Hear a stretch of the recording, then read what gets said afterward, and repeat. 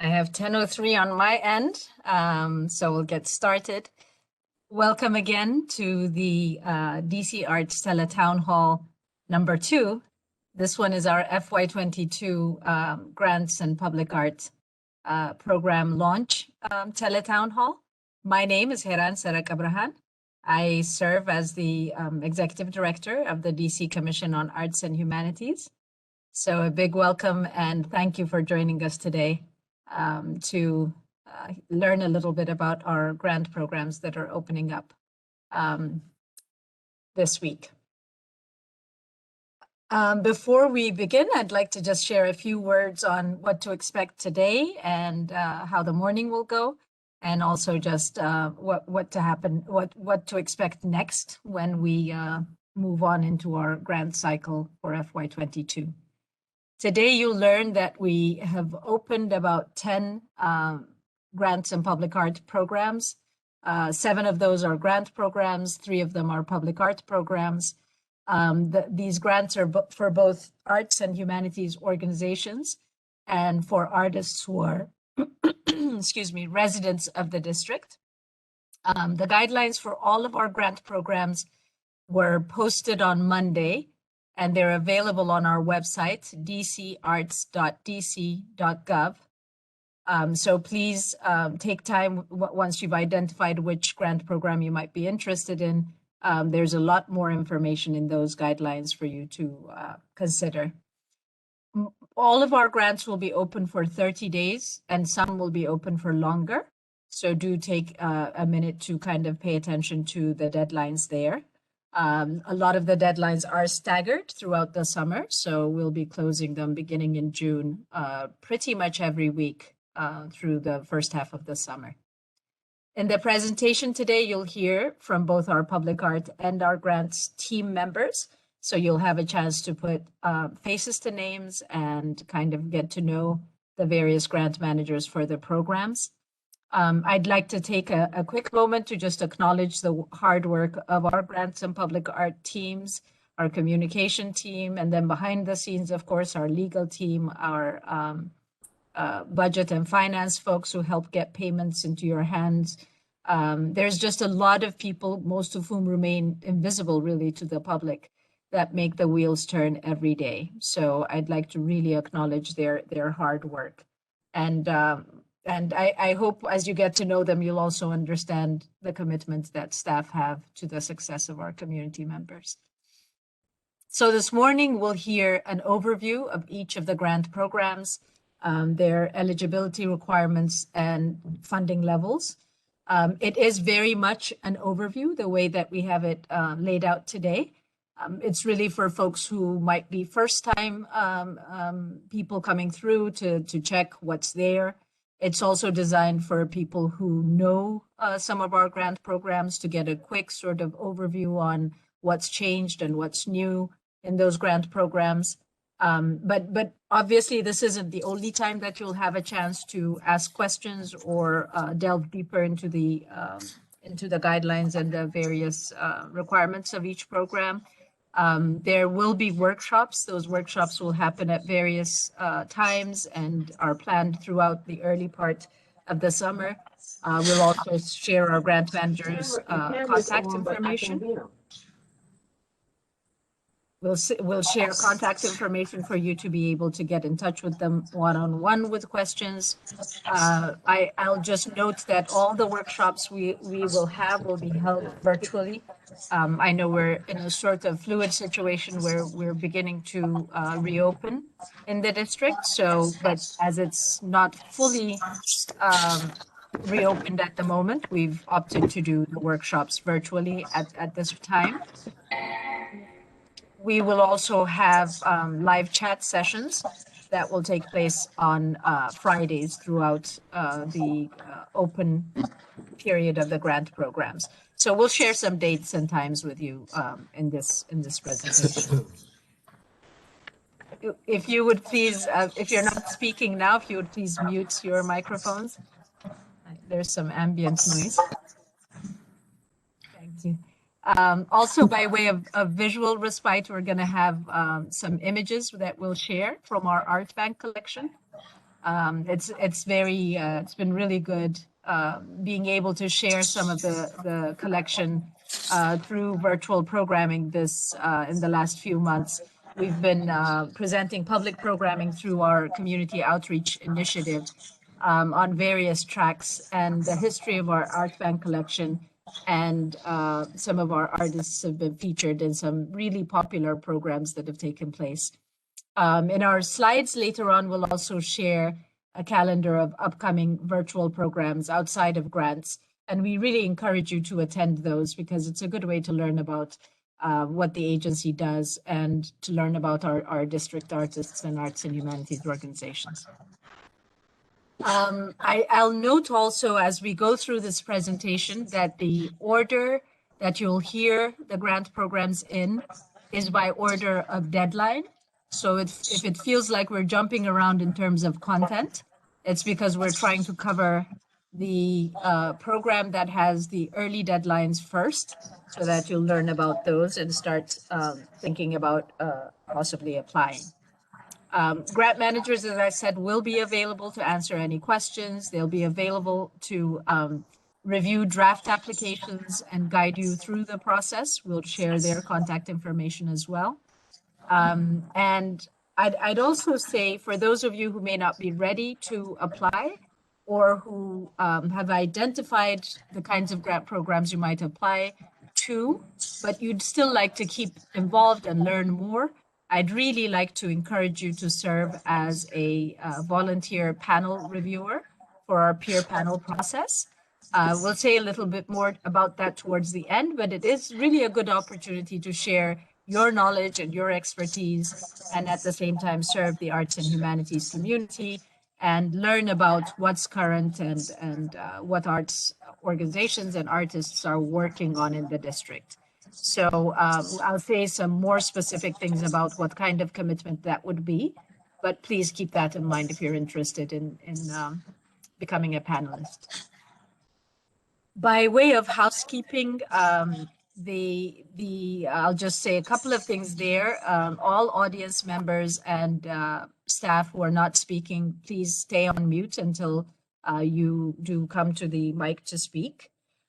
We will have a question and answer session at the end of the presentation, so please hold off on possible questions.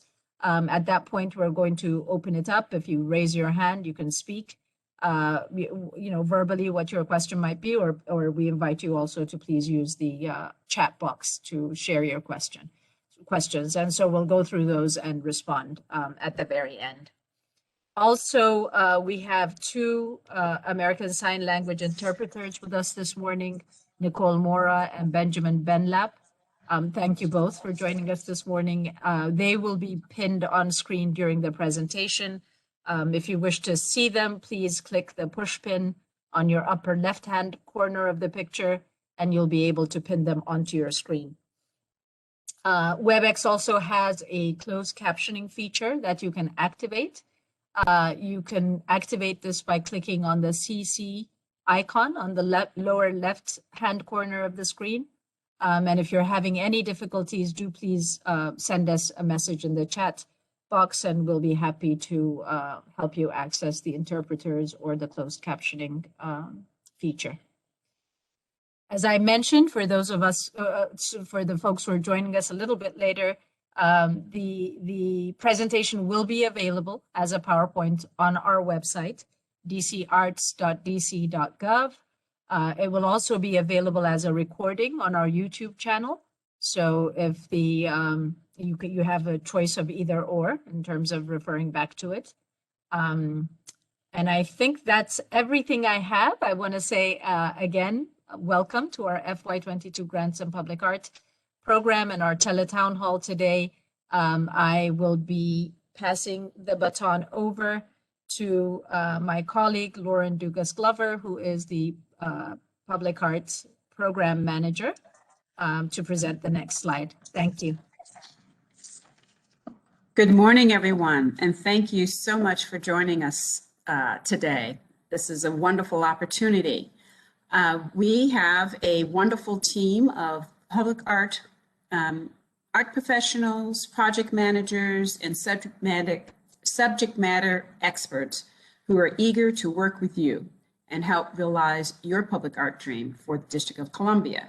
So you will be hearing about three programs that have open grant applications now for fiscal year 22, and you'll be learning more directly from those individuals as their projects come up in the next couple of slides. Right now, I'm going to turn the program over to David Markey, who will introduce the grants team. Hello, everyone, and again, echoing the welcomes of Haran and Lauren. The slide that you see in front of you represents what we call the grants team here at the Arts Commission. Some of these, hopefully a lot of them, will be familiar faces and or names to you.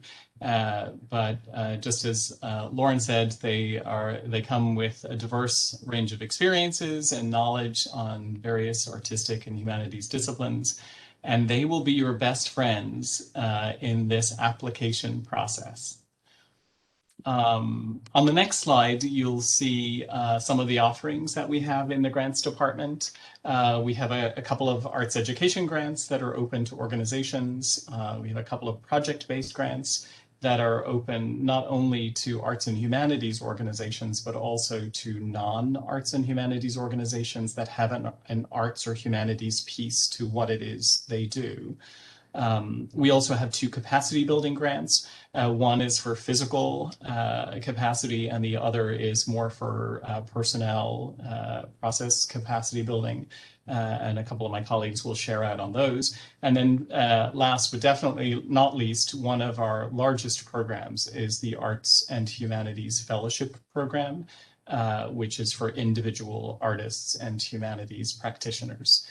So we have a lot going on. We have a lot of people in place to support you, to help you. We really do want you to be as successful as possible in this process, in the work you do in enriching the cultural life of the city. So with that, I'm going to pass the baton to a close colleague, Allery Clark, in the Arts Education Department. Thanks, David. So yes, the first grant that we are presenting is the Arts and Humanities Education Project Opportunity. And this grant opportunity supports exemplary programs in arts education and humanities to students in grades pre-K through 12, to teachers, education staff, teaching artists of DCPS and DCPCS schools delivered by qualified nonprofit arts, humanities, arts education, and service organizations. So this project-based grant is specific to nonprofit organizations. Request up to $20,000. And there is no match required for this fiscal year. And the deadline to apply is June 4th. And you can go to the next slide. So we have two virtual workshops that are coming up. The first one being this coming Tuesday, May 11th at 11 a.m. And the next one is Wednesday, May 26th at 4 p.m. And what has already been mentioned, feel free to contact me at any time. My email is there at the bottom of the slide with any questions. We definitely encourage people to attend the workshops, though they are not required for this opportunity. And as I mentioned, the deadline is June 4th at 11:59 p.m. And we really want to make sure people are successful. And so we have two other upcoming virtual events that we think will help to give out additional information as organizations are crafting their applications. The first one is the DCPS Teletownhall on May 21st, and that will be with Mary Lambert, who's the Director of Arts at DCPS, and some other DCPS staff will just talk about what they are forecasting as far as what will happen in the school year with COVID regulations and social distancing, and what is possible in terms of partners and vendors coming into the schools and offering additional programming. So we'll hear more on that, like I said, on May 21st. And then on May 22nd, we have an access and inclusion workshop for teaching artists with Diane Nutting. And that will be helpful as well in helping people craft programs, especially even virtually. And so we can go to the next slide, and I will pass the baton to Carrie and Kamanzi. Thanks, Valerie. Hi, good morning, everyone. My name is Carrie Kaliba, and I am one of the grants managers for the Arts and Humanities Fellowship Program. This is an award for individual DC residents, and we consider this to be a general operating support fund. It's an award up to $10,000 with no match required that we would offer to individual artists to support you and the work that you do, and to recognize all the wonderful contributions that you make to the District of Columbia and making this the world-class culture capital that it is. This award is also closing on June 4th, along with Valerie's education project, and our deadline for this is 11:59 p.m. So we've extended it out for those of you who are repeat applicants. You've got a few more hours to get back to us. And there are several of us who are managing this program. So we'll get into the different contacts in a later slide. I handle the visual arts and design cohort, and I am now going to pass it on to my colleague Kamanzi, who will tell you a little bit more about our workshops. Next slide. Okay, good morning, everyone. Thank you, Carrie. My name is Kamanzi Kalisa, and I'm the grant manager for the Fellowship's Humanities cohort. We are all extremely excited to announce the 4 virtual workshops listed here on your screen that will provide extensive deep dive discussions and engagement of every component for this year's fellowship program. The application process, which includes the application process, the guidelines of the application eligibility, restrictions, and even some application tips, we will all be shared by our team during these upcoming workshops this month. As you can see, these virtual workshops are scheduled at different times to accommodate varying schedules, and all workshops will last for an hour and a half. So next Tuesday, May 11th from 3 to 4:30 is the first workshop, followed by Thursday, May 13th from 6:30 to 8 p.m. Then a weekend workshop, Saturday, May 15th from 10 to 11:30 a.m. in the morning. And then finally, the 4th and final workshop for this fellowship program is the following Wednesday, May 19th from 10 a.m. to 11:30. So a brief spoiler, don't want to give the entire game away on new developments for the fellowship program this year, but just 4 things to look ahead to. No project is required for a fellowship application to receive funding. As my colleague Carrie Kaliba just mentioned, the fellowship this year is strictly a general support funding mechanism for our artists and humanities practitioners here in the district. Another key development here, the deadline was extended from a 4 p.m. hard stop on June 4th to 11:59 p.m., just a minute shy before midnight on that same day of June 4th. And lastly, a weekend workshop will be held and a new interdisciplinary cohort is being launched. So again, further details are captured in our grant application that's posted on our website, and that will also be shared at our upcoming 4 virtual workshops that we all hope you attend. You can take it from here, Carrie. Next slide. Great, thank you, Kamanzi. So you can see here, everybody who is handling the fellowship program, as Kamanzi and I introduced ourselves, he is handling the humanities cohort. I handle design, arts, and visual arts. Our colleague Kevin Hasser handles media and theater. And our colleague Robert Nunez does the music and go-go musicians, which was a new cohort last year. And Audrey, who we all just met, handles the teaching artist cohort. We additionally have cohorts for dance and the new interdisciplinary cohort. And for those cohorts, you can contact any one of us and we can be of assistance to you about any questions you might have, if you would like any review of your application materials or any other information. And with that, I am going to pass it back to Audrey, who will tell us a little bit more about her next program. Thanks, Carrie. So the next arts education grant for FY22 is field trips experiences. And for those of you that remember, we did have this opportunity in FY20, and we are excited to bring it back this year.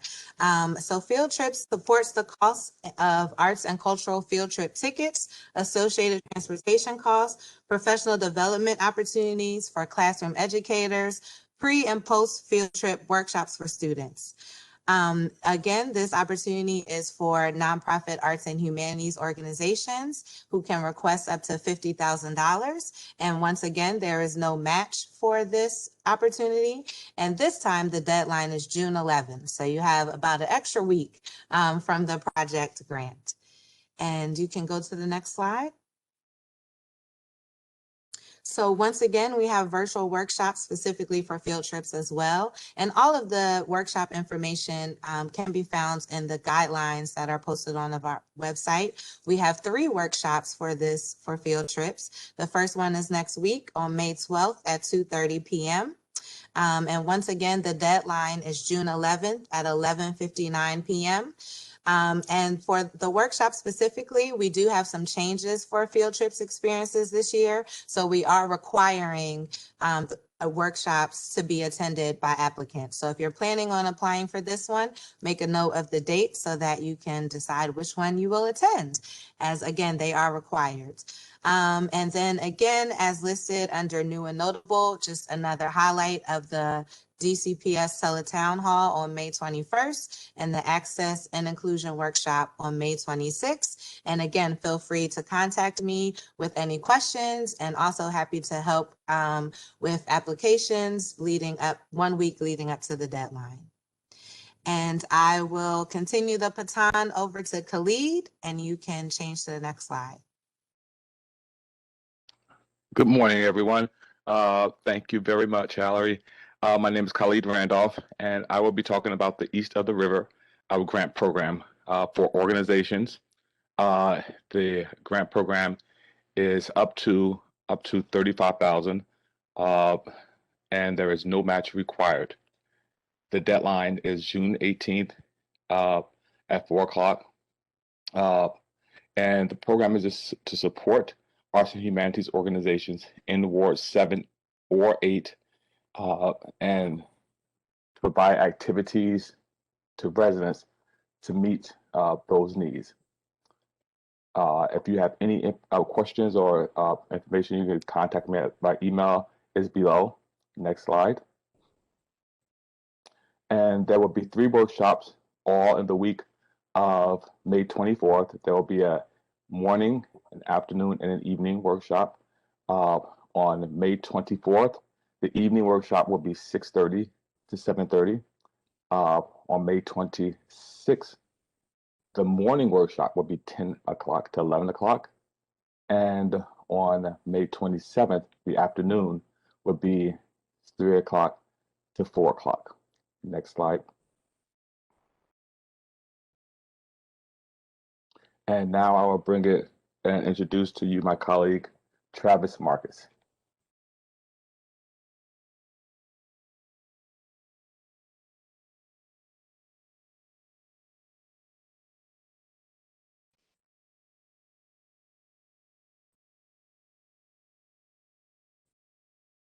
Hi, everyone. Not sure if Travis, is your mic on? Can you guys hear me? Oh, yeah. Perfect. I'll start over. I'm sorry. So my name is Travis Marcus. I'll be introducing our next project-based grant, which is our project events and festivals. This grant is available for both individuals and organizations. Individuals can request up to $7,500. And as stated in our previous grants, there is no matching funds required. And for organizations, they can request up to $15,000. The deadline for this grant is June 18th at 4 o'clock.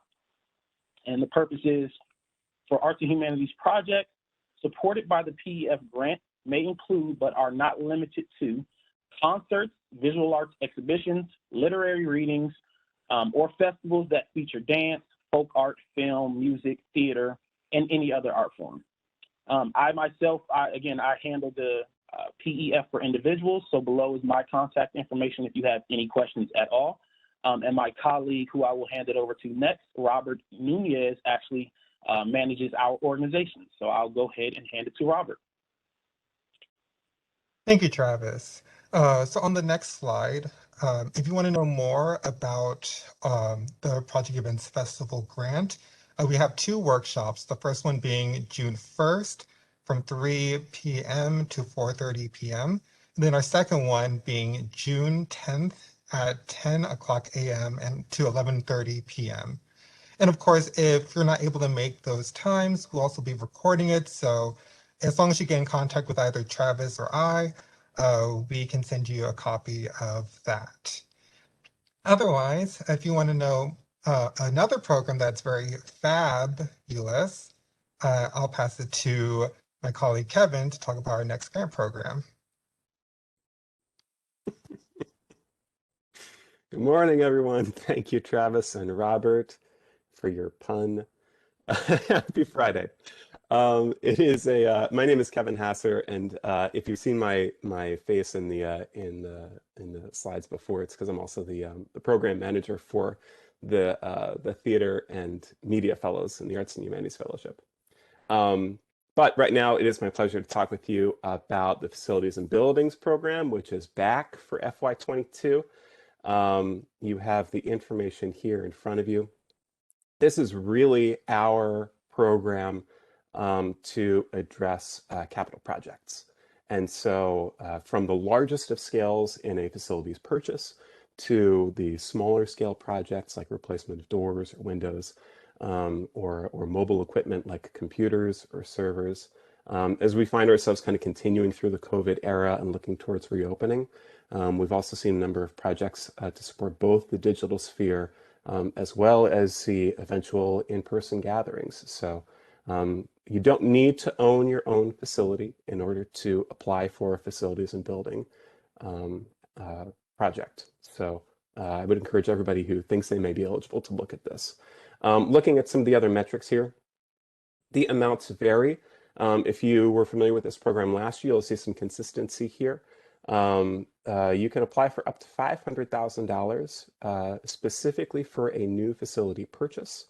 All other eligible projects, you can apply for up to $250,000.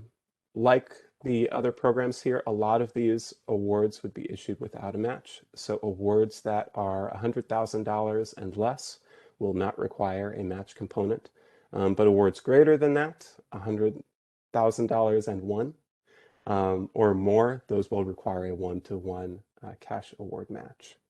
And my contact information is here as well. You'll see that the deadline is also on June 25th, similar to the other programs here. That is going to be right at the end of the day, 1 minute before midnight. But this is a more immersive application if you're not familiar with it. And so I would encourage you to take a look at that sooner rather than later. And we'll go on to the next slide. So a couple of other things to consider about FAB. We've got 3 workshops coming up. If you have not applied for FAB before in FY21 or FY20, our last 2 award cycles, you really need to attend a workshop in order to apply. That's going to be one of the requirements. But the good news is that with these three workshops here on June 2nd, June 8th, and June 14th, the June 2nd workshop is going to be recorded, and so you can access the workshop that way as well. And then something to continue on from last year, eligible project expenses are more widely permitting technology and digital infrastructure, so take a look at that. And we are also continuing with PPE as eligible expenses if you're looking towards your reopenings. My contact information is there. And I welcome any questions that you may have about the Facilities and Building program. But with that, I will pass the mic back to my colleague, Khalid, who will tell you a little bit about Liftoff.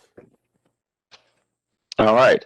The Liftoff program is one of our capacity building programs, and it is to build the infrastructure of arts and humanities nonprofit organizations, and with a budget of $250,000 or less. And there are 5 components you will work with in the liftoff program. If you apply for the liftoff, you'll pick between 5 different initiatives, which will be planning, board development, strategic relationships, internal operations, or technology. If you have any questions at all, feel free to give me an email, and my email is there listed below. Next slide. And there are 3 workshops, again in the morning, afternoon, evening on the week of June 7th. And one is June 7th, 6:30 to 8 o'clock. June 9th, the morning is 10 o'clock to 11:30. And June 10th, the afternoon is 3 o'clock to 4:30. New and notable this year, Liftoff is now a 2-year program. So when you apply this year, you have the opportunity to have it renewable next year. You do not have to complete another application at all. And again, it's for budgets of $250,000 or less. At this point, I'm going to pass it to my next slide to my colleague, Lauren.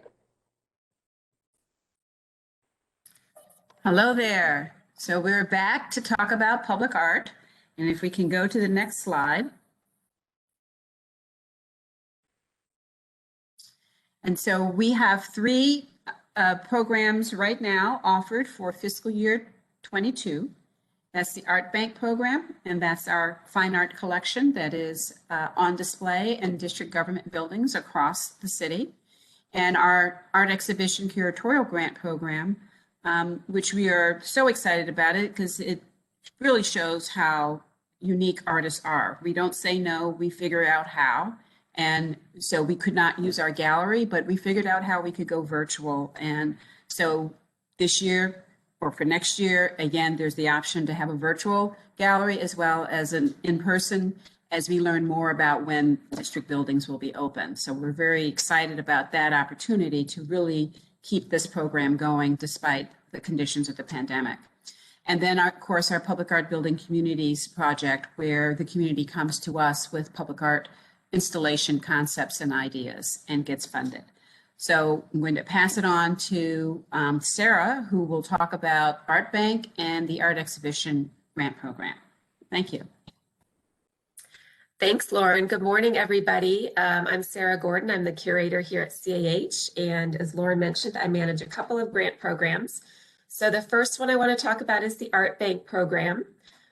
This is the grant by which the district acquires work into our fine art collection. And as Lauren mentioned, once we acquire the work, the artwork goes on loan to district agencies to be displayed in public areas and offices of government buildings throughout the district. For this grant, individual artists can apply on their own behalf to submit up to 5 works of art for consideration. And galleries and nonprofits can also apply on behalf of artists. These organizations can submit up to 10 artworks representing 2 or more artists. This year, the cap for this grant is $15,000, and the cap for each individual artwork price is $10,000. So each artwork can't go more than $10,000, but as a whole, you could receive up to $15,000 for this grant. And the deadline is June 25th. Next slide, please. This is one of our FY20 acquisitions by Julie Dickerson Thompson. It's an acrylic and paper assemblage that includes a really beautiful, colorful landscape in the background and 2 upturned faces with closed eyes in the foreground. We do acquire for the Art Bank works in all media, all styles, and from artists throughout the district, and as well as within 50 miles of the district. Next slide, please. Like all the other grants, we have workshops coming up, and we have morning and afternoon workshops in May and June. So you're welcome to sign up for one of those. Reach out to me if you want to talk individually about this program. I also want to put in a plug we did a workshop last month in April that was called Visual Art Grant Applications, Steps to Success. It was a really great panel workshop, and it's available on our website. So I highly recommend that for people applying to Art Bank, but also the Curatorial grant, which I'll talk about, and the Visual Art Fellowship. Next slide. And this is another one of our FY20 acquisitions. This is by Gail Shaw Clemens. It's a monotype print that has been manipulated into the three-dimensional shape of a warrior robe. And it's printed with colorful patterns that include Ghanaian Adinkra symbols. We do acquire three-dimensional work, sculpture, as well as, painting, photographs, prints. I do recommend that you look closely at the guidelines because we have some limitations as far as size and weight for the artwork. Next slide, please. All right, so the second grant that I manage is the art exhibition or curatorial grant, which Lauren spoke about. This is a grant for DC-based curators. This is for individuals to produce an exhibition that, as Lauren mentioned, would be shown in our brick and mortar gallery, which is at 200 I Street. And also in our virtual gallery. And the virtual gallery was built as a result of COVID, but it was built to precisely mimic the brick and mortar gallery. So going forward, we aim to have these exhibitions displayed in both spaces. The amount for this grant this year is up to $30,000, and the deadline is July 9th. Next slide, please. This is a screenshot of one of our FY20 exhibitions by curator Emmanuel Massillon. It's called Through Our Eyes, and it featured work by some really exciting, mostly emerging young artists addressing issues around Black identity in the US today. What you see here are some black and white photographs and video stills. And this is a screenshot of the virtual gallery, but it really shows you what the actual gallery looks like as well. Next slide, please. Workshops for the art exhibition grant are also coming up in May and June in both morning and afternoon time slots. And again, reach out to me with any questions. Next slide. And this is another screenshot from that exhibition by Emmanuel Massillon. And now you're seeing some larger paintings and works in color. So there are a lot of different possibilities for using the space in our gallery. It's a really unique and beautiful space. And in the guidelines, we do provide layouts and dimensions so that you can start to work on your exhibition layout. All right, and I will now turn it over to my colleague, our public art coordinator, Alyssa Maru. Thank you, Sarah. All right, good morning, DC Arts community. So good to your faces and thank you for joining us. My name is Alyssa Maru.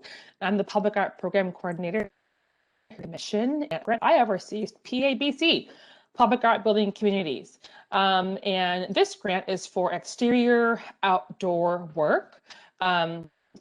And it is a grant that supports the fabrication and installation of new projects. So it is for individuals up to $75,000 with no match. For organizations up to $125,000, and for bids up to $150,000. I do want to point out that for organizations and bids that if the project amount of the amount exceeds a grant amount, that the funds over are going to have to be covered by organization. So there's two opportunities for PABC. There's a temporary option and a permanent option. We consider temporary under 2 years and above 5 years. And just some ideas as to what you do with PABC, some eligible activations are murals, sculptures, mosaics, digital installations, custom metalwork like bike racks and benches. So there's many options that you could use to do public art. And I will use my colleague Kevin's example as its program is so I would consider looking at the guidelines now if you do want to apply. Next slide, please. This is an FY20 grantee from the Golden Triangle. This is the sculpture 1 of 4 by Funjam, and they're installing these into their rain garden. So you could see that it is symbolic of slight movements like rain, which is throughout their region. Next slide, please.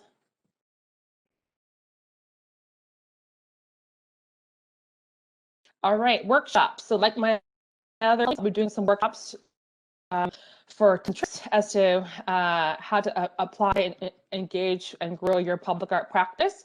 I'll be doing a salon style workshop, inviting first-time grantee and returning grantees to share their experiences and words of wisdom and how to apply for PABC and to grow the practice. And these workshops are for organizations on May 12th from 2 until 3:30, and for individuals on May 18th from 2 until 3:30. Next slide, please. Great, and this is a great example of community engagement and activation. This is an FY20 grantee from Mazi Mutafa. It's a mural painted by Kate Checchio, and it's a mural, but did a lot of community research and interviews of the people that live in this building who are former veterans and former homeless. So faces of our community.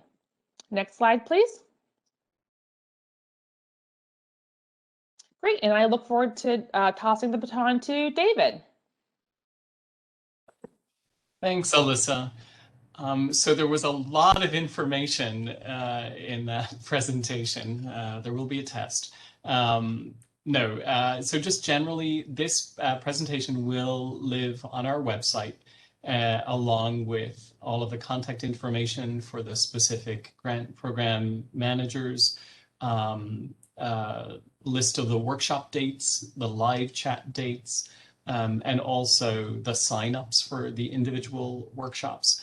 My colleague Lauren and I said that we gave some thought to some sort of overarching tips to ensure success, or at least to move you closer to success in this entire process.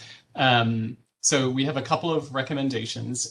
Clean hand certification is required for all applicants and grant recipients. And that is a process that if you have not set up an account for yourself with the Office of Tax and Revenue, that is a process that you can get started on now. The wonderful thing is that once you set up an account, you can run your clean hands at any point for yourself. But a clean hand certificate is required with your application. You heard our colleagues speak to the workshops that we're offering. You would be amazed how few people actually sign up to participate in the workshops. And I've been with the Commission for 8 years, and I have seen workshop attendance either make or break an application. There are folks who have not attended workshops and who have missed out on key guiding elements, and that could have led to them getting on the funding ladder. So please do try to carve out some time to attend one of the workshops for the grant program to which you're considering applying. We try to make them as accessible as possible. Kamanzi and Carrie mentioned that we've added a Saturday workshop for the fellowship. We try to have morning, afternoon, evening ones. So please do. We cannot recommend you attending one of those highly enough because they are program specific. So they'll really be able to sort of focus in on what makes a successful application and then the specific paperwork and work samples and the support materials that you would need. Many of you are also probably familiar with our grants portal. We have extended a lot of the times that deadlines to 11:59 p.m. And I'm of an age now that I like to go to bed a little bit before that. But so we don't recommend that you wait until 11:59 p.m. to submit your application.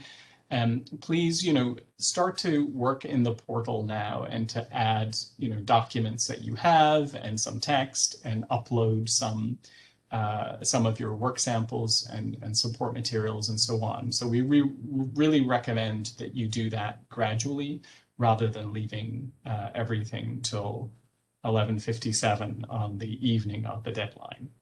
I'm going to turn it over to Lauren. She's going to speak to some other areas. Okay. So as David said, the workshops are a perfect place to go to get into the nitty-gritty of each grant program and all the levels and all the various qualifications that are required and documents that are required.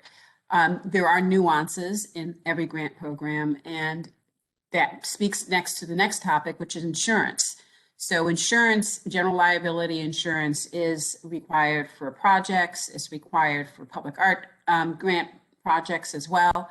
And there are other types of insurance that may relate or that do relate to the curatorial exhibition. So to get that specific information, again, we encourage you to attend the workshops as well as reach out to the grants managers.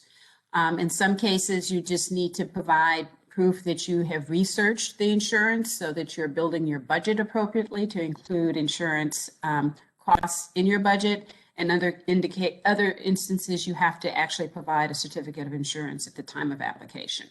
So that's just very high level. And again, we just encourage you to go to the workshops and talk to the grants managers so you know specifically what is needed for each grant. The other thing, which is W-9s. And who would have thought the W-9s are complicated these days, but they are.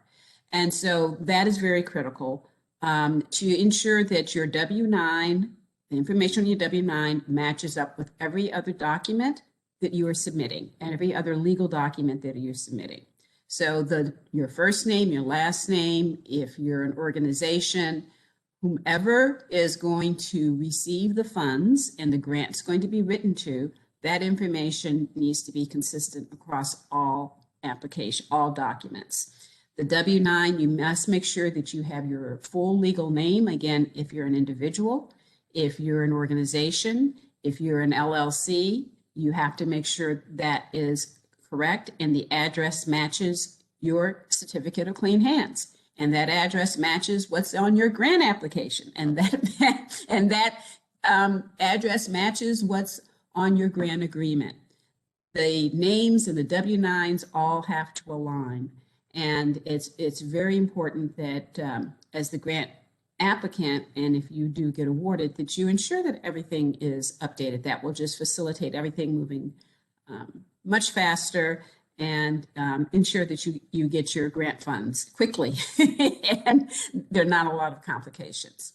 So again, attending the workshops will also help complete a lot of this information and ensure that you are updating things. Now, the other interesting thing about W-9s in the IRS and the District of Columbia, there are many different versions of the W-9. And so the District of Columbia requires the latest updated version issued by the IRS. Right now, it's called Revised October 2018. So it's very important that you use that one and not one that you may have had for 3 or 4 years back. It's very important that you use the one that says Revised 2018. Okay, I think that is about it. We can go to the next slide. And I'll jump in, Lauren. okay, thank you. Yeah, thank you. Thank you, everyone, for a really sort of concise presentation and overview of all the grant programs. Thank you, everyone who's sending questions through the chat. We are going to call through and answer the ones that we've missed. But Also, I just wanted, before we jump into that, I wanted to just say a couple of words about the thinking and the sort of the ideas that we had this year about expanding access in various ways. And I want to point them out, A, for you all to take advantage of this, but also to, thank the staff and the ideas that come from staff to support the community this way. A few of them mentioned an 11:59 p.m. Cutoff or deadline for some of the grant programs. They may turn into pumpkins at the stroke of midnight, who knows? But generally, I think it's an effort on our part to provide a few more hours of time for folks to finish up with their applications. So please do take it. It's sort of a pilot test this year to see if that's helpful for applicants. So our staff have volunteered and offered to stay up late into the night to assist with application issues. You may also have noticed that for quite a few of our grant programs, we have removed the match requirements. This comes from an understanding that not just this year, but probably for the next couple of years, the arts and culture sector would still be recovering from COVID. And so it is hard for organizations to come up with match funds, given just the hit that the sectors have taken. So this comes from a place of understanding that. A couple of comments in the chat box have also pointed to the change in timeline for some of our grant programs. Last year was such an anomaly. There was quite a lot of stops and starts related to knowing what our budget was going to be and also just, what processes we needed to put some of the virtual processes in place and, get our commission to approve some of the processes and so on. So this year we're back to our normal sort of rhythm, launching in May. And we've pulled up some of the grant programs, even the ones that ran late last year, we've pulled them into this cycle now. And so that's part of the reason that the deadlines have pulled up. I will pause there. We have our Chief of Staff, Jeffrey Scott, online and monitoring the questions. Jeff, if you would read out some of them. I think quite a few of them have been answered in the chat. There's been, questions about some grant programs that have been put on hiatus. One of which is the Sister Cities Grants program for individuals and organizations. It's a very popular one.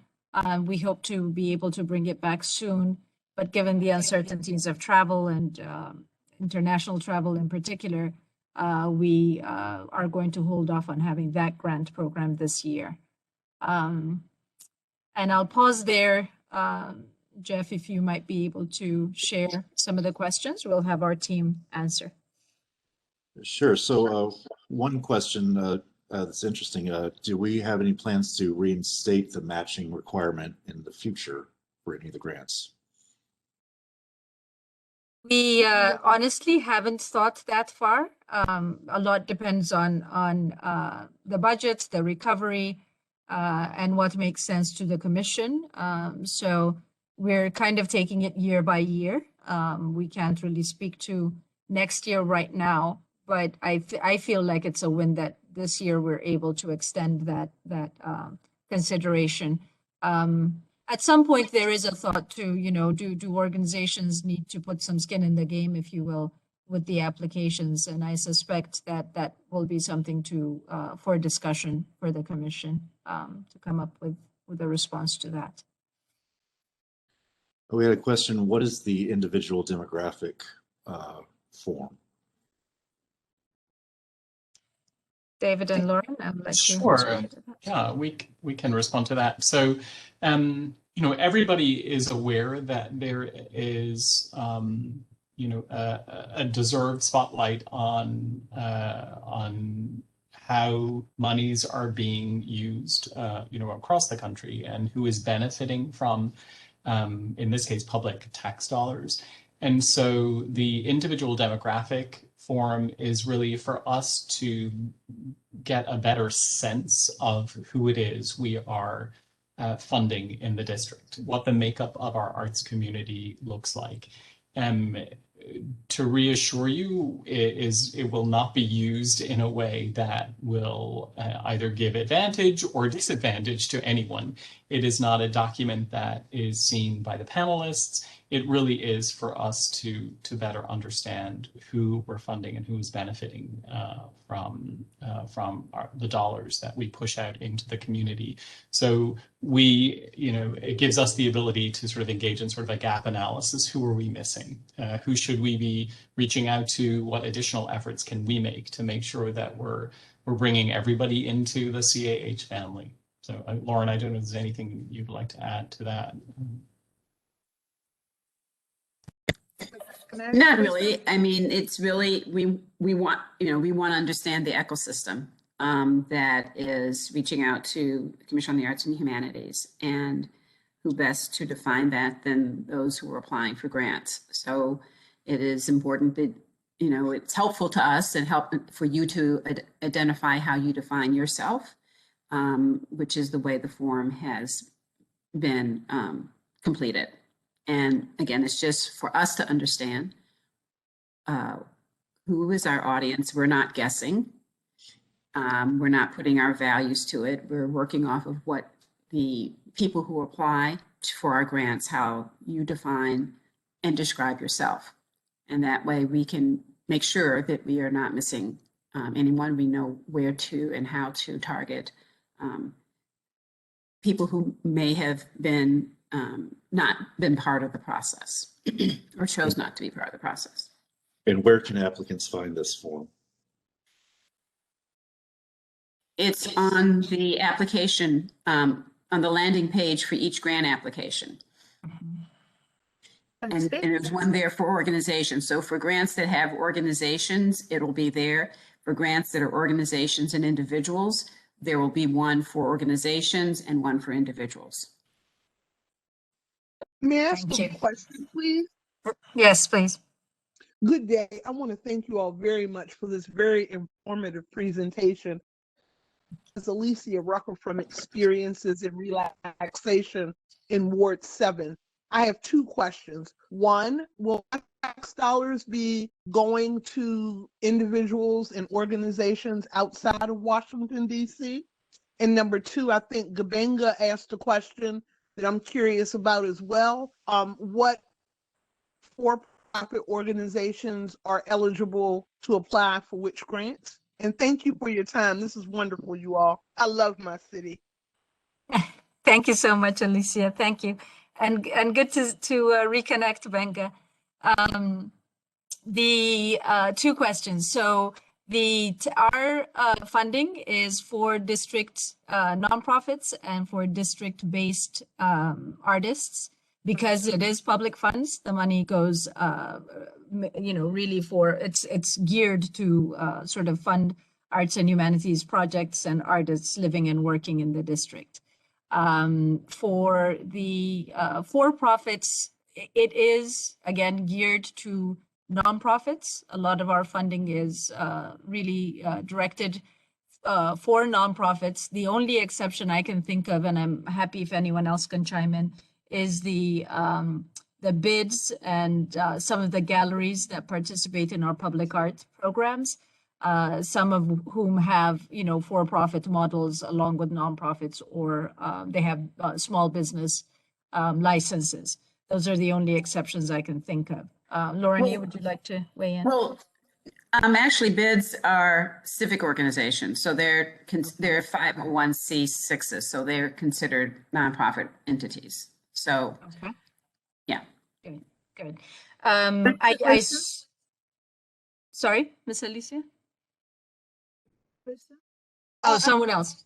Thank you. Please, yes. Answer most of my questions. Thank you, and I'll listen to what everybody else has to say. Thank you. Was there someone else on the? Yes, Evelyn. Bonjour. Good morning. Bonjour. I appreciate Njambo We appreciate the very insightful discussion with Jacinta International. In 2000, I'm speaking on the issue of the demographic profile. I understand I was one of the African immigrants who coordinated and got the Office of African Affairs. And the mayor's office reflects the demographics. But when we applied last time for the facility grants, which we got, we had a hard time. We had to choose other because the Black community is too broad.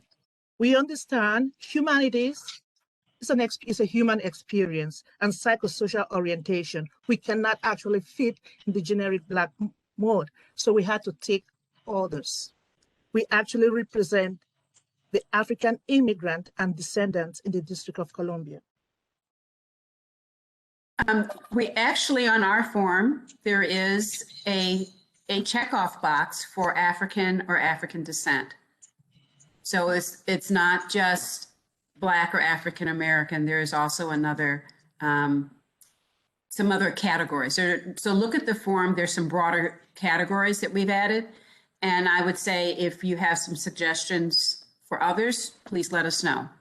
Thank you. We want people to be able to identify with who they are and to be able to express that as closely as they can. Thank you for that question. It's I used I'm to work looking at off at the I'm looking off at the corner because that's where you are on my screen. So I apologize not talking straight into the camera. I was trying to speak directly to you. So go ahead, Haran. That's actually a really good question, broad question, Evelyn, because we've struggled with that. I used to work at the Office on African Affairs. I'm also continental African, immigrant African. So it's a valid issue. A lot of these forms do take their cues from the census, and the census doesn't have those delineations either. So we've tried to kind of correct for that by having additional categories, as we've seen other practices also do, so that the demographics is captured accurately in that sense.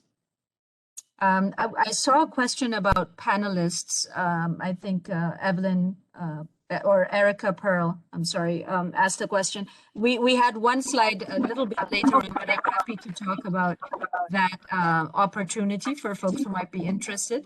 It is a voluntary opportunity at the moment.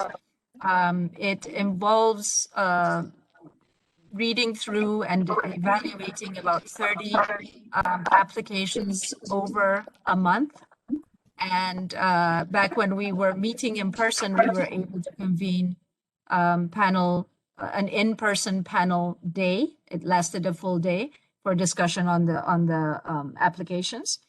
And that's the process. That's the sort of the time commitment, if you will. But it is a really good opportunity to learn about the arts in the district, to share your experiences and your expertise in arts and culture, and work with community members, peer reviewers, to evaluate some of our, all of our applications. All of our applications go through that process.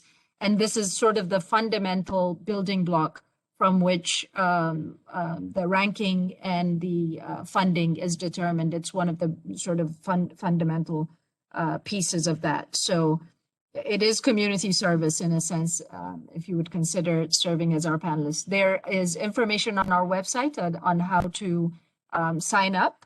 We do ask for folks who are interested to have a background in the arts and humanities. And so there is a self-nomination form, and we'll be in touch with you because we're beginning to recruit panelists right now as we speak. Oh, good. There's the slide on everything that a panelist would do. Thank you. Other questions? Yes. Oh, yes, sir. My name is Stefan Stevens.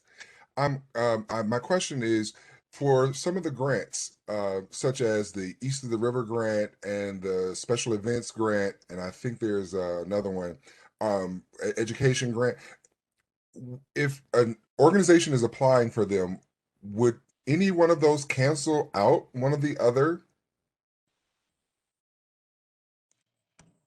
So the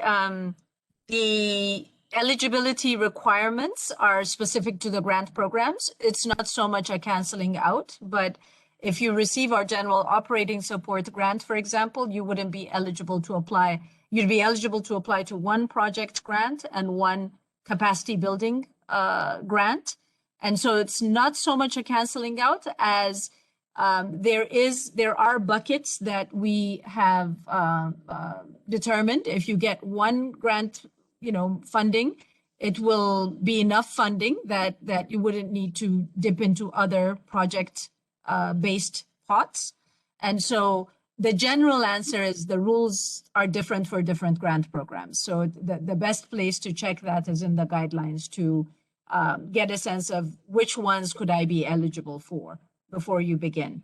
And I'm happy to punt it to both Khalid and David for the east of the river specifics there.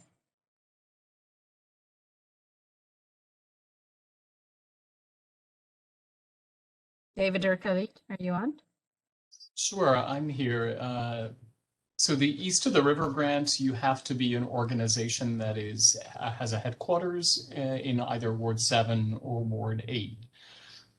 If you are not in the FY22 GOS recipient pool, then you are eligible, again, and if you're located in Ward 7 or 8, you could apply to both, or you could apply to East of the River, and if you're an arts education organization, you could also apply to the arts education grant, and you could also apply to projects, events, and festivals. With a caveat being that the scope of your projects could not overlap, so they'd have to be discrete. That's exactly what I was thinking. Okay, yeah, sure. Thank you. I'm sorry, I wasn't specific enough. You're fine. So you got to it, David. You got to it. Sorry. There's a lot of detail. I was trying. And the individual RFAs, the guidelines should have, we have a lot of visuals in them that show, if you're in receipt of this, then you're also eligible for this. And there was a question about the distinction between project-based grants and capacity building grants. So the project-based grants, the East of the River is a project-based grant. The Arts and Humanities Education Projects is a project-based grant. Field trips, projects, events, and festivals. Whereas we consider the facilities and buildings and liftoff as capacity building grants. There was a question earlier about Upstart, which is similar in some ways to liftoff, except it's for larger organizations. Both liftoff and Upstart are moving to a 2-year cycle just because we found that the participants needed more time to work with consultants. And they will work on a sort of an alternating schedule. So Liftoff will launch this year and will have its first year, and then Upstart will launch the following year. And so while Liftoff is in year 2, Upstart will be in year 1. But generally, if you're a GOS recipient, if you're in receipt of those general operating dollars, then you're eligible to apply for one project-based grant and one capacity building grant. But there are some nuances to that. Again, one being, for example, the East of the River grant, you have to be an organization resident in Ward 7 or 8. There were some questions about general operating support, and I tried to drop some, notes or updates into the chat. So we had our general operating support application this past February. All of the organizations were paneled. Generally, what happens is we try to issue intent to fund letters around this time so organizations can make an informed decision. Okay, am I going to accept my general operating support award, or am I going to try my luck with the project-based grants? Unfortunately, this year and this past year, or the year that just passed, just because of all of the uncertainty in the world and in the economy, those timelines were not able to mesh. But if anybody who has applied to the General Operating Support Grant is considering applying for some of these project-based grants, please reach out to us, and we can try and give you a sense of what the best course of action might be to take, because we don't want you taking the time and submitting a projects, events, and festivals application if we're going to award you general operating support dollars down the line and you would not be eligible to receive the projects, events, and festivals dollars. So, Hi, can I ask a question? Please. This is Jackie. Hi, David. Hey, Jackie. Hey, I just wanted to know if you applied for one of the project-based grants and were not successful, you can still apply for one of the other ones if you're not funded. So if you can't apply for GOS and you're funded, you can't apply for another project-based grant. Is that what you're saying? So you wouldn't be able to receive so for example, if you had applied to GOS and at the moment we haven't issued awards.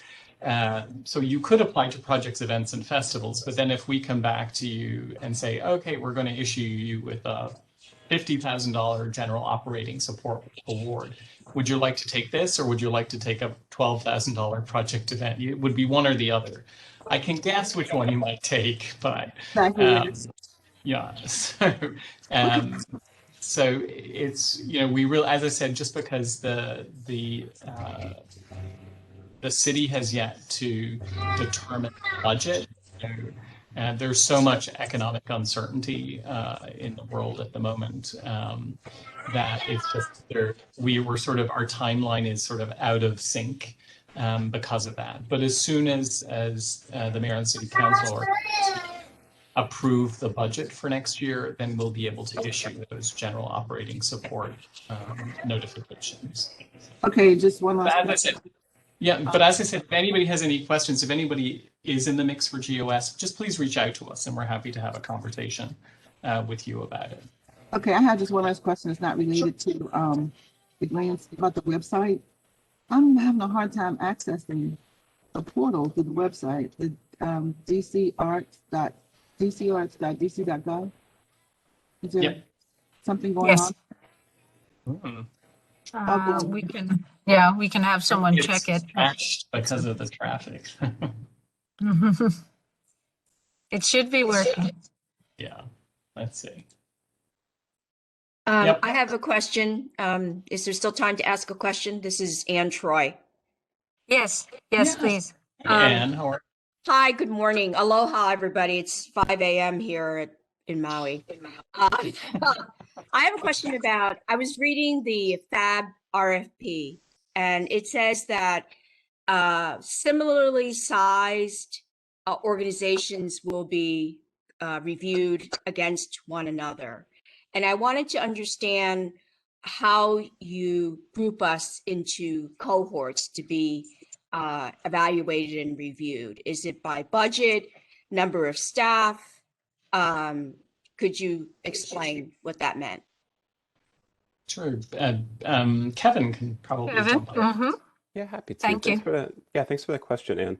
What we did last year and what worked pretty well was we worked on organization budget size. Some organizations are of such a size that they require an audit, and that provides a lot of additional information, and some organizations can't provide that same kind of information. So it's hard to compare projects from a panelist perspective. Okay. And so that's how we had that division. Okay. We have grown as an organization pretty much in budget, but we still consider ourselves a small organization. And so I was worried that I was going to be evaluated against, a large performing arts organization that had millions of dollars in budget. And there we would be with our tiny little budget. So that's what I was worried about. Gotcha. Just for context, and it all depends on how many applications we receive. So just encourage everybody to apply. But last year we had 3 panels for the facilities and building program. Just to give you an idea. Okay, I have one more question about FAB, and I'm going to sign up for the workshop. But I wanted to know if you are going to apply with a project for planning under $100,000, what is the lease or ownership requirement for the applicant? That's a great question. Thank you. And it is, it's minimal. I can't say definitive because of course it depends on the project you're applying for. And so if you're planning to expand the facility that you're currently in, then you would want to submit documentation to prove that you're currently in that facility. But if you're planning to purchase a facility, then obviously it wouldn't make sense to demand proof that you are already in a facility. And so we ask for those planning projects, reach out to me if you're thinking about it, and we'll come up with an appropriate document to put in there as that required field. Okay, that sounds great. Thank you, Kevin. Hello. Hi. Hi, my name is Hi there. hi, my name is Frank Sirius, president of Go-Go Music Collective and lead singer for the Chuck Brown Band. Hi, My Frank. question is, how's everybody doing? I just want to say this is great information for everything. My Thank you. question is, as an individual who needs support, can I also apply for the support-based grants? And I believe it was answered, but I just want to get clear. Support-based grants for individuals, and also apply for the maybe for the facilities grant as an organization under 100,000. Is that both? Can I do both as an individual, or I mean, how's that work? So are you a part of an organization? Do you head an organization, an arts Yes. organization as well? Well, I had the Go-Go Music Collective, which is a nonprofit organization in DC. So And my you're question, an individual artist yourself, yeah? yes, Yeah. Yes. Yeah. We okay, have so we have artists who head organizations who apply to the organizational grants on behalf of their organizations, and then also receive the fellowship grant for themselves as artists in their own right. So okay, yeah. thanks a lot. And there is, as of last year, there is a go-go cohort, an actual go-go cohort. If you're thinking of a project that has to do with go-go music, that might be the right fit for a fellowship application. Yep, thanks a lot. Yes, sir. Hi, this is Audrey Hipkins with the Hurst and Wright Foundation. Hi, Audrey. Hi, thank you all for doing this. It's great. I just had one quick question about the liftoff grant and the fact that it's moving to 2 years now. So we're currently under the budget requirement, right? Because that's based on your expenses for, in this case, it would be 2020. But if you get in that 2-year window and you go over that $250,000 threshold, would you still be eligible in year 2? Does my question make sense? It does. It makes perfect sense. Khalid, are you still on the? I'm hoping Khalid will jump in. Yes, I am still here. Yes, you will still be eligible because your capacity building program was built on the year that your budget was under 250 and awarded based on the project that you have submitted for. So you would be still eligible for the renewal. It's just one project that you can submit for, like you have to pick its technology or you have to pick its, say, planning. Yes. Okay. All right. Thank you. And as Khalid said, it's renewable, so we would not require you to submit a new application for the second year. You know, you probably have to do a sort of a report out on your status after year 1, and then it would roll into year 2. So. I know there are a lot more questions brewing in people's minds. Please, I'll just say this again, for, to help hopefully provide some support, that this is not the beginning and the end of our sessions for for a chance to ask your questions. The PowerPoint will be posted on our website. The recording will be available on our YouTube channel, and then outside of that, all of our grant managers and staff are ready to accept your questions. The workshops are a really good opportunity to dig into some of these questions. They're so specific and they're so dense sometimes with the do's and don'ts and what you're eligible for. It's really helpful to try and catch some of these workshops to learn more about the specifics of these grant programs. It is a lot of information, so it's difficult to keep it all straight in this type of session. So I'd encourage you to really sort of make use of those workshops and getting in touch with the specific grant managers. To the best of our ability, we'll also try and cull the questions from the script and reach out to you with responses, because it's been a very robust discussion on the chat box. So thank you all for just being very engaged in terms of asking questions. There was a slide or two about upcoming programs. I don't know if we can pull those back up for, this is outside of grants, but some programming that we have coming up. There's a closing event for our exhibition, our current exhibition, Our City, Ourselves, on May 20th, that we would invite you all to come through and attend. The DCPS Teletownhall that Allery mentioned will be happening with Mary Lambert, who's the art director there at DCPS. And the Access and Inclusion Workshop for Teaching Artists will be occurring on May 26th.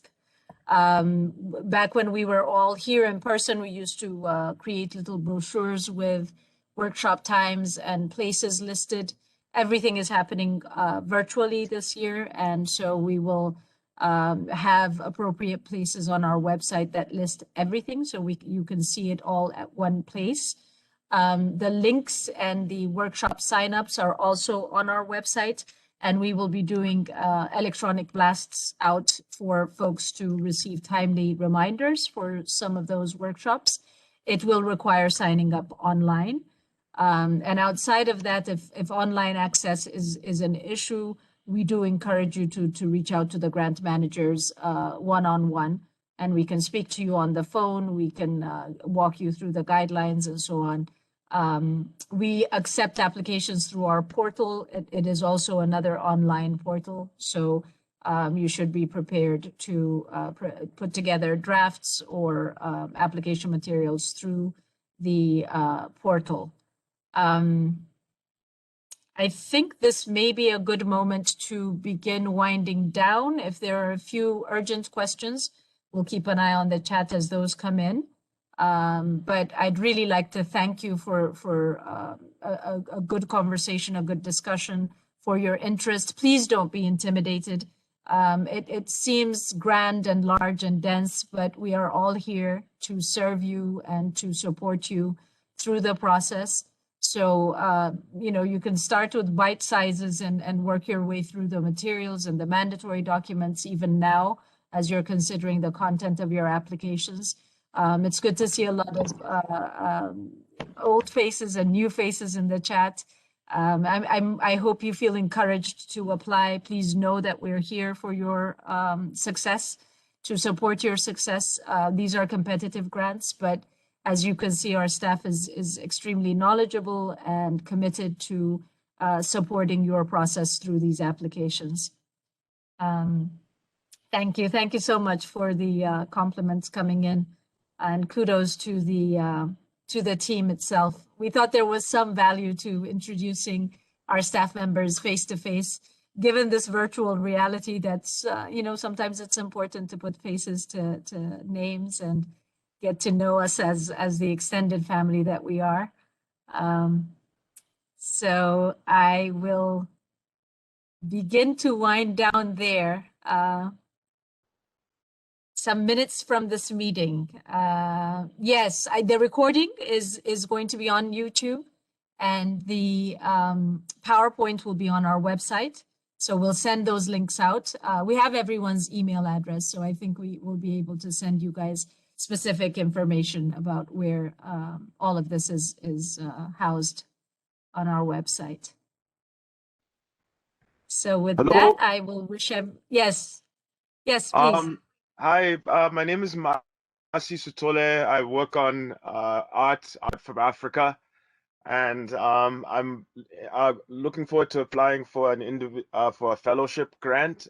My question is, am I able to submit 2 different applications for 2 different aspirations?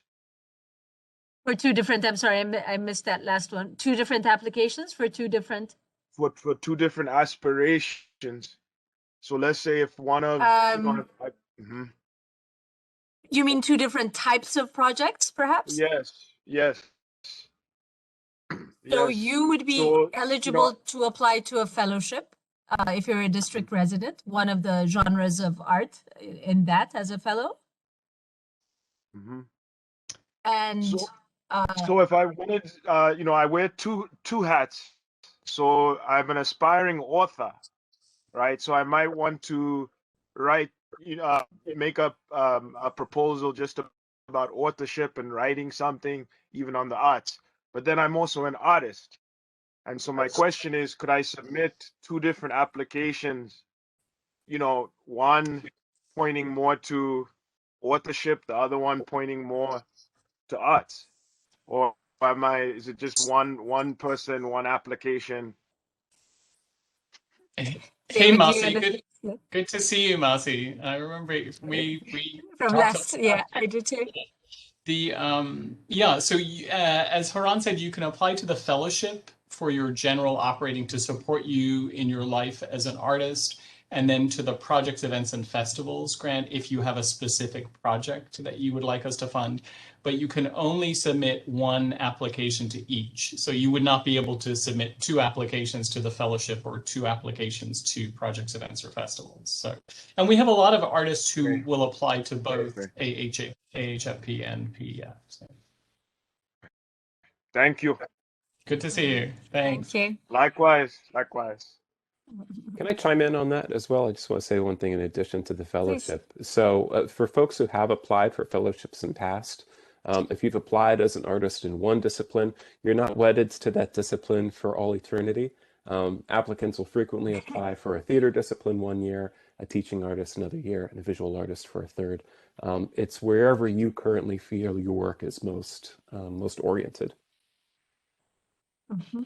And the fellowships don't require pitching any kind of project. I mean, the fact that you're a working artist living in the district, you'll have to pick a discipline, of course, but you don't have to propose a project in those applications. You are required to provide some work samples, some recent work samples, which go to show that you're producing, as an artist who's living and working in the district.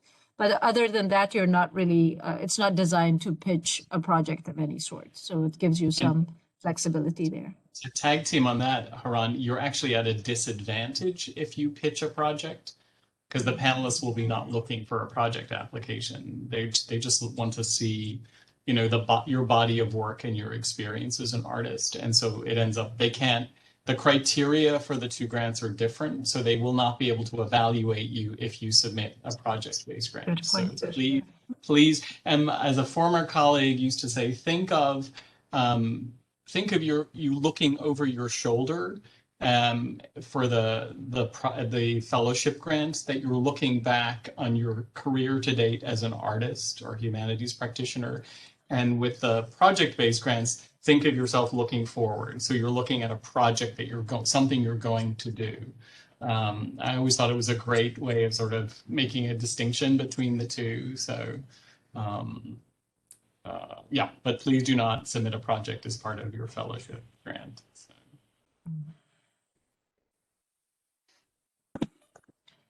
Do you have time for one more question? Let's do one last question. We're at 11:31. This will be our closing one. Thank you. Yes. So I live in Virginia. I have a studio in Mount Rainier, and I'm working on a national art and storytelling project about Muslim women. And I want to include DC Muslim women in the project. So I'm wondering if that's allowable, even though, the organization is not based in DC. The participants are all DC residents. Is that possible? And who would I talk to? Like, which workshop would I go to talk to about this? Thank you. So thank you, Allison. We require our applicants to be DC residents. The organizations would have to be registered in the district as a foreign, as they call them, foreign organization that's doing business in the district. So because you don't reside in the district, that may not be, you may not be eligible. If anyone from the project that resides in the district might be, you know, might be the person to apply for it. You could think about it that way. If there's a co-creator or someone who's working closely in that capacity for the project, that would be one way to explore it. I can't think of what other possibilities might exist. The organization would still have to be registered in the district for you to be eligible. Again, because these are public funds and taxpayer dollars, it's pretty, you know, focused on district organizations and district residents. And if you can, you know, you can, as Haran said, that if somebody is a district resident, they could apply as an individual to the Projects, Events, and Festival grant. But if you can create an authentic partnership with an organization in the city, you know, so it is not a fiscal agent, sort of just a pass through that you're just using their address, as it were, or their EIN, then, you know, partnerships are allowed too. And oftentimes the panelists really like partnerships because, you know, they bring the strengths of multiple, you know, organizations or people together to just create the best project or program possible. I'm happy to talk to you, Alison, offline. You know, I know there's a couple of folks in the district who are working in this space, and it might, you know, we're always happy to, you know, broker introductions and sort of be sort of a connector for people. Thank you so much. I'll send you an email. Thanks. Becoming a grant reviewer is a great way to meet partners. I met so many partners that way. So absolutely. Anybody want to take the advantage of being a grant reviewer is a wonderful way to meet great partners. Thank you. Thank you for that plug. It's actually how I was first introduced to this agency when I began working in DC government. I didn't know there was such an agency that worked in the arts, and I immediately volunteered to be a reviewer because I wanted to sort of learn about what artists were doing in the district, what was current, what was hip, you know, what was happening. It was just a perfect entry point to this world that I really loved. I was born and raised in Ethiopia, around a lot of the arts community there, a certain generation of artists, writers, playwrights, musicians. And I needed that for my soul. So when I transitioned into this district government work, it was something I sought after, and the panel reviewing sort of entry point was what gave that to me. So I do encourage you to please consider serving as a panelist and supporting the community that way. Artists, you know, as you know, I'm preaching to the choir. There is no stopping. There is no slowing down. There's always imaginative solutions and envisioning what's you know coming for folks who work in the arts and humanities. And so it is also a very uplifting community despite all the struggles. There's a lot of good work that has happened. Even last year, artists kept figuring out how to keep working and how to keep addressing both social issues and healing, and using our imagination to think of what is the way forward after COVID. So it's a very precious community. It's a beloved community to us all. And so I say, let us keep, it's an honor to keep supporting you through grants, and it's an honor to keep working with you to make sure that you achieve your dreams. And we all are uplifted by what work that you do. So with that, I will begin to wind down. Thank you everyone for being with us this morning. We will send out additional information and links to where you can find this information, and we will keep in touch. Come on through for applications and feel supported. Thank you all very much.